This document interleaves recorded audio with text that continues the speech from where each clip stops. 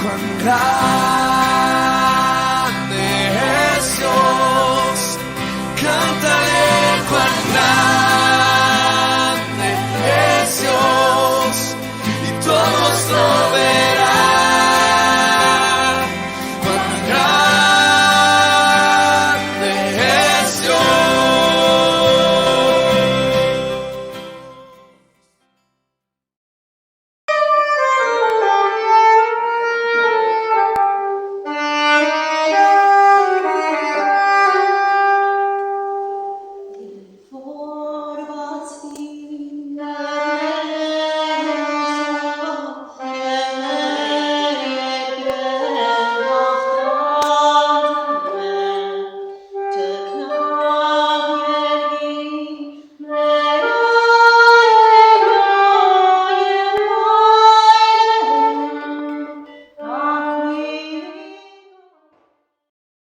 Hoy estamos recordando el 107 aniversario del genocidio armenio.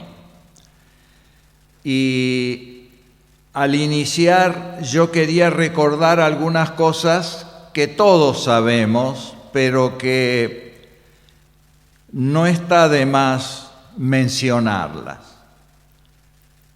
Ante todo, decimos que fue el primer genocidio planificado del siglo XX. 1,5 millones de armenios víctimas de asesinato y deportaciones por los turcos han sido maltratados y dispersos por distintos países alrededor del planeta.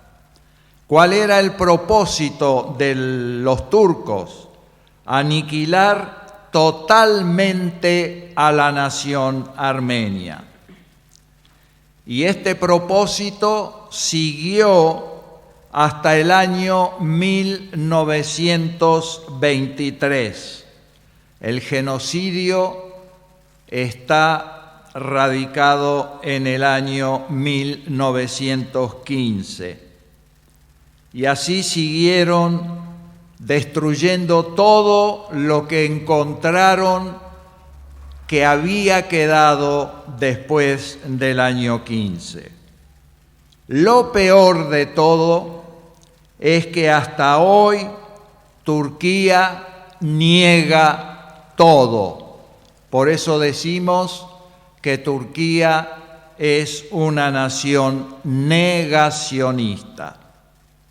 Miren ustedes y presten atención a esto que voy a leer. Fue promulgado y escrito por Talat Pasha, miembro del interior de Turquía.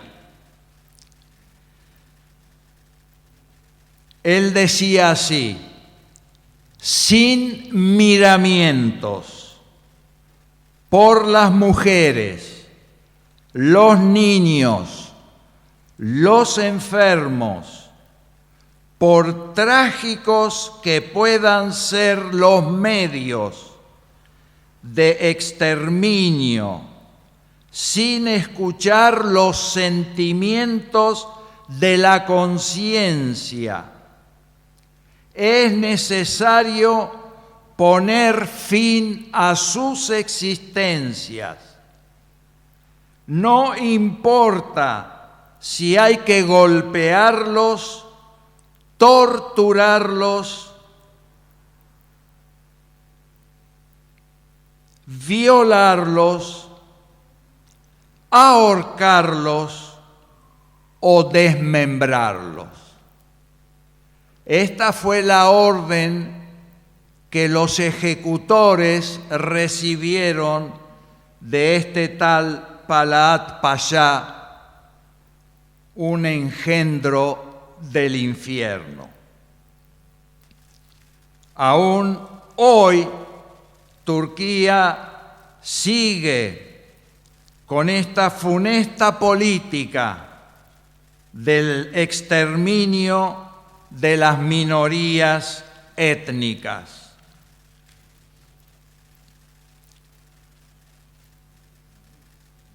Veamos ahora un poco quiénes han reconocido el genocidio armenio.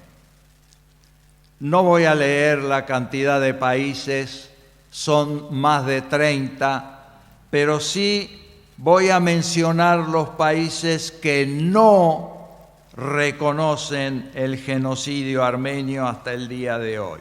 A la cabeza, Turquía, también Israel, Suiza y Azerbaiyán. No debemos olvidar que Armenia fue el primer estado en aceptar el cristianismo como religión oficial en el año 301. En el año 303 construyeron la catedral de San Echmiadzin, que quiere decir el descenso del unigénito.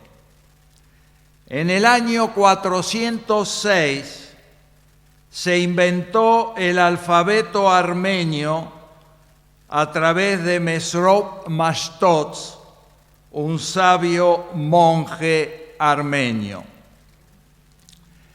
Es interesante destacar que la primera traducción fue la Biblia.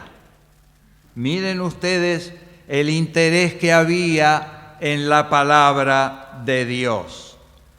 Tanto es así que los profesionales en este tema de traducciones han dicho que la traducción en idioma armenio es la reina de las traducciones. Aquí abro un pequeño paréntesis para contarles algo que yo hacía mientras estudiaba en el seminario.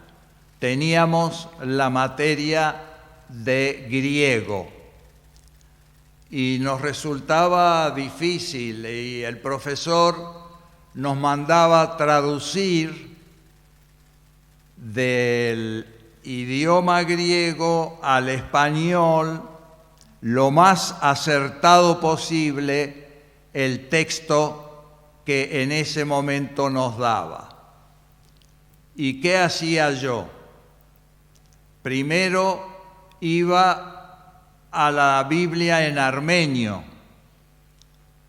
entonces traducía del armenio, después iba al griego y veía si coincidía y casi siempre me felicitaba el profesor porque yo traducía casi lo mejor posible. Bueno, este es un paréntesis de algunas travesuras que hacen los estudiantes. Pero con esta Biblia se hizo una gran obra de alfabetización y se difundió el Evangelio por todos los rincones de Armenia. La primera República de Armenia fue declarada el 28 de mayo de 1918. Después hubo algunos conflictos y la segunda independencia, que es la que estamos recordando nosotros, de la República de Armenia, se declaró el 21 de septiembre de 1991. Ahí fue la independencia de la Unión Soviética. La diáspora armenia alrededor del mundo, en cifras, casi triplica la cantidad de población que tiene actualmente Armenia.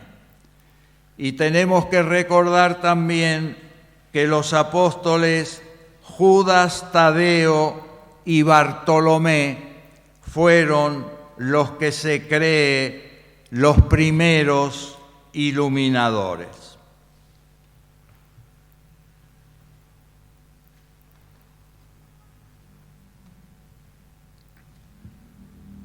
Ahora quiero compartir con ustedes un espacio para que vean y recuerden estos nombres engendros del infierno también. Vamos a mencionar ante todo a Calígula, emperador romano, desequilibrado mentalmente. Creía ser Júpiter, mataba a cualquiera, era una combinación de sentimientos divinos, más el poder absoluto, más la falta de contacto con la realidad humana.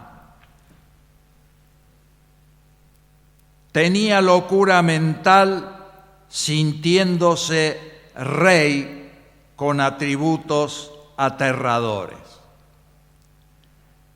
Ahora miren qué pasaba con Nerón.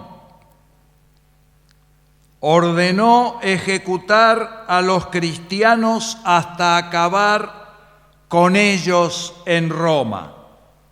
Y cuando Roma ardía en fuego, ¿qué hacía Nerón? Tocaba la lira. Fue él quien decapitó al apóstol Pablo. Y cuando tenía 30 años de edad, después de un golpe de Estado, fue obligado a suicidarse. Miren ustedes qué pasó con Iván el Terrible, un zar ruso, ya sembrando las semillas para el futuro.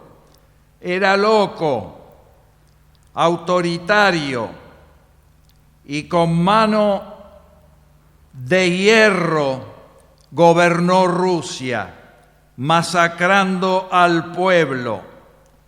Golpeó cruelmente a su hija embarazada y en un ataque de ira mató a su propio hijo.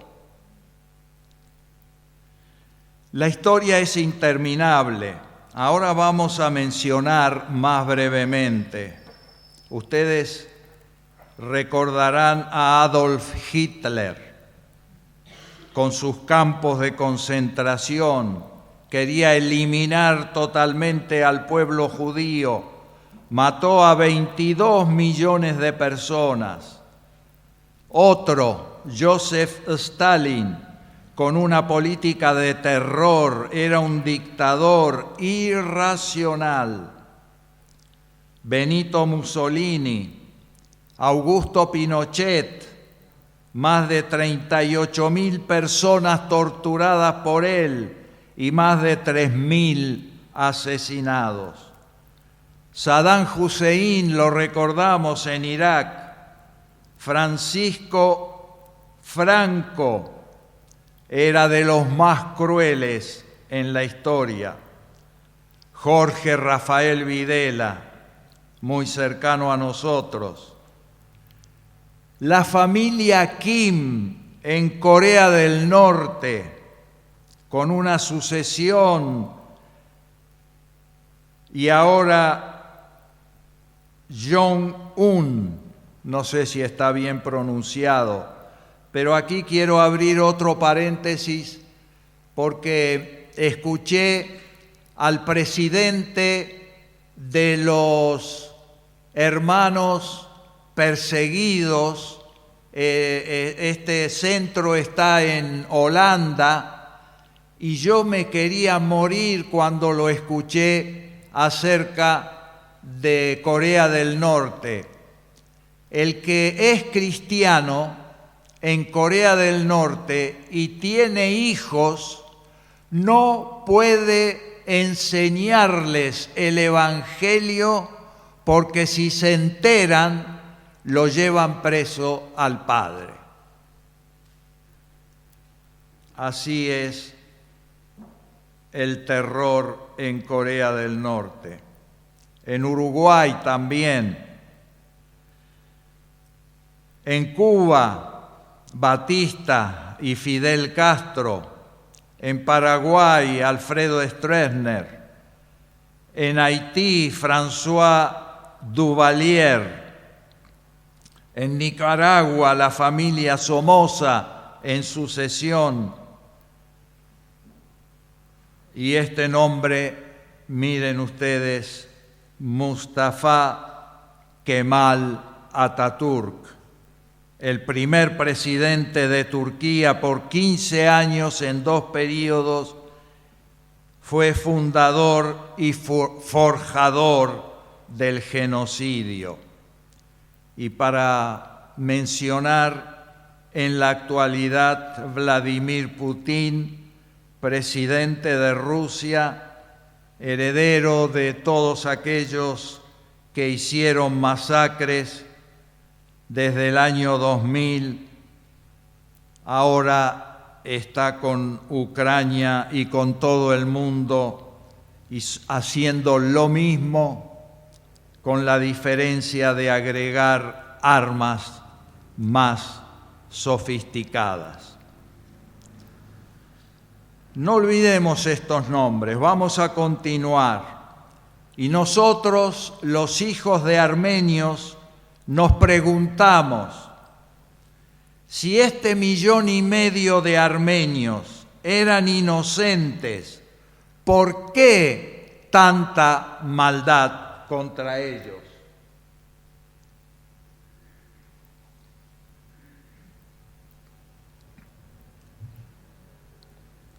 Muchas cosas aprendimos de nuestros padres.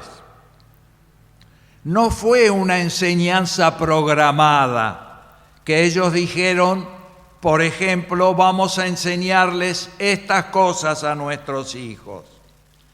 Más bien aprendimos todo por su ejemplo, por su silencio, por sus oraciones, por sus actitudes, por sus vidas, por su pobreza, por ser humanos y cristianos. Miren las cosas que aprendimos. Son 3 las que vamos a mencionar, aunque hay muchas más. Ante todo, aprendimos la importancia del corazón del hombre. Nosotros nos hicimos una pregunta. Si eran inocentes, ¿por qué tanta maldad contra ellos? Entonces fuimos a la Biblia para encontrar la respuesta a nuestra pregunta. Y nos cruzamos con el profeta Jeremías, capítulo 17, versículo 9. Engañoso y perverso es el corazón. ¿Quién lo conocerá? Los evolucionistas y transformistas nos dijeron que el hombre no es tan malo, que va a cambiar y va cambiando progresivamente, gradualmente para el bien. Y finalmente, después de esa progresión, habrá una sociedad excelente y ejemplar. El hombre tomará lo mejor de sí mismo y lo unirá con otros para hacer así la excelencia buscada. ¿Qué nos dijo la historia? Ya lo mencionamos, no mejoraron nada, pero miren desde cuándo empezó la maldad en el corazón del hombre. Nos acordamos de Caín y de Abel. Caín matando con mucho enojo a su hermano Abel. Y miren ustedes qué pasó antes del diluvio. En Génesis capítulo 6, versículo 5 leemos que la maldad de los hombres era mucha en la tierra. Todo designio de los pensamientos de ellos era de continuo solamente el mal. Miren ustedes qué dijo el Señor Jesús acerca del corazón. Y cuando hablamos del corazón, estamos pensando en la mente, los pensamientos, la voluntad y los sentimientos del hombre. Jesús dijo: de adentro del corazón humano salen los malos pensamientos. La inmoralidad sexual, los robos, los homicidios, los adulterios, la avaricia, la maldad, el engaño, el libertinaje, la envidia, la calumnia, la arrogancia y la maldad. Todos estos males vienen de adentro y contaminan a la persona.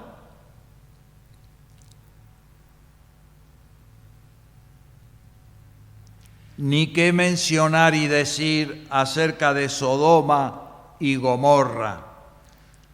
Nuestros padres, cuando llegaron aquí, como eran tan religiosos y querían lo mejor para sus familias, decían: Asigá Sodom Gomorre, Sodom Gomorre.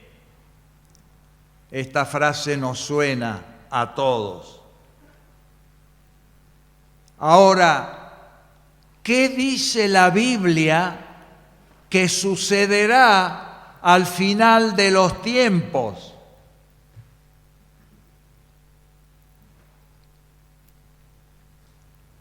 Esto fue escrito por el apóstol Pablo a un compañero, Timoteo, en el primer siglo. Miren ustedes, desde el primer siglo, qué se estaba anunciando hacia el final de los tiempos.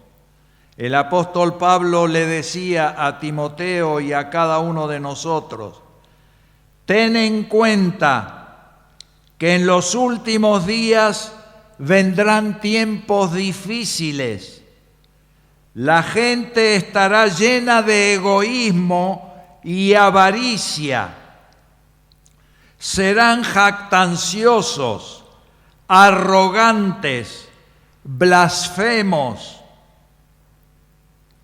desobedientes a los padres, ingratos, impíos, insensibles, implacables, calumniadores, libertinos, despiadados, enemigos de todo lo bueno, traicioneros, impetuosos, vanidosos y más amigos del placer que de Dios.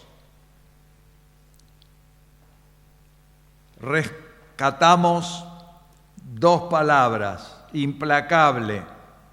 Es la persona sin alma. Es lo que estamos viendo hoy. Muchas personas que actúan y nosotros decimos: esta persona no tiene nada. Y libertino es aquel que actúa con desenfreno en las palabras y en lo que hace. Basta abrir cualquier canal y encontrar casi todas estas características. Somos pecadores y Dios lo sabe. Él se acuerda que somos polvo, que vamos a la tierra y allí nuestro cuerpo se deshará. Necesitamos un corazón nuevo. No podemos vivir con nuestra propia naturaleza sin cambiarla.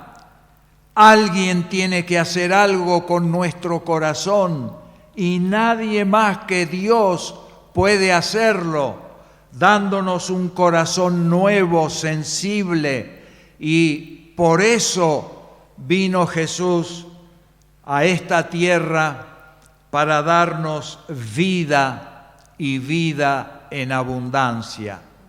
Y nosotros tenemos que tomar conciencia que cada día necesitamos limpiar nuestro corazón, es decir, nuestra mente, nuestros pensamientos, nuestra voluntad y nuestras emociones y sentimientos. También aprendimos la importancia de la fe.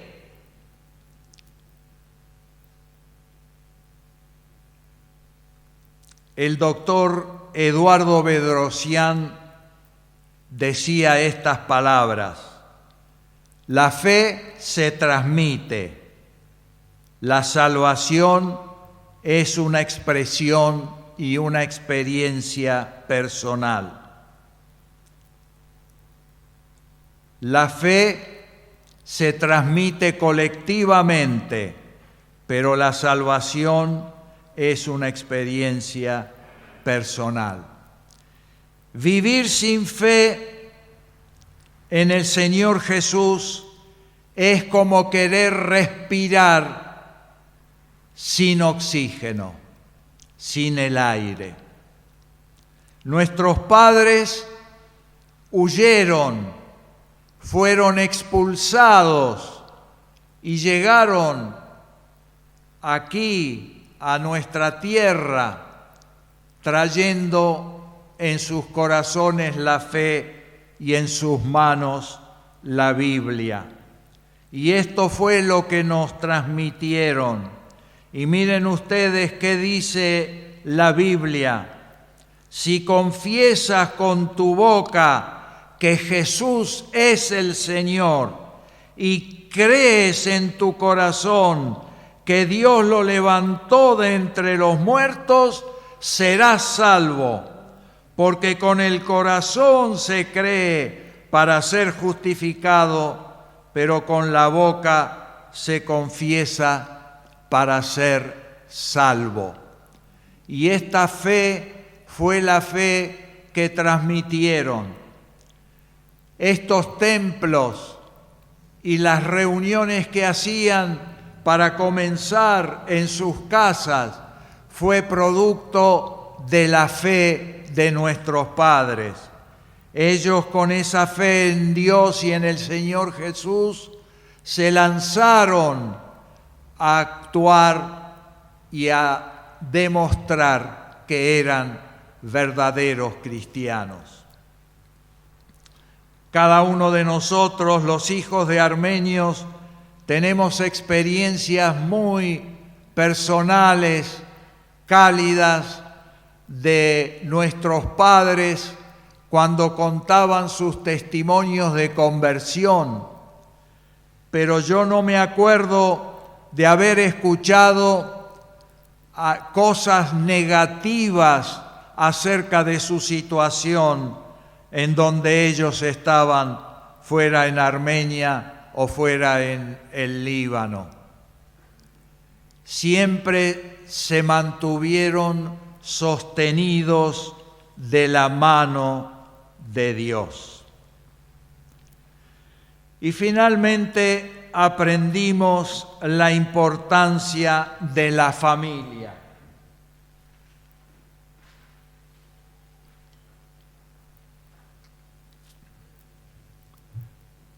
Recordemos que el enemigo de nuestras almas, el diablo, es enemigo de Dios, es enemigo del hombre, es enemigo de la familia y es enemigo de la sociedad. El hombre, la familia y la sociedad están siendo sacudidas desde su fundamento. Esta es la influencia demoníaca en todo el planeta Tierra, queriendo hacer sucumbir al hombre en la desesperación, en el suicidio, en la condenación.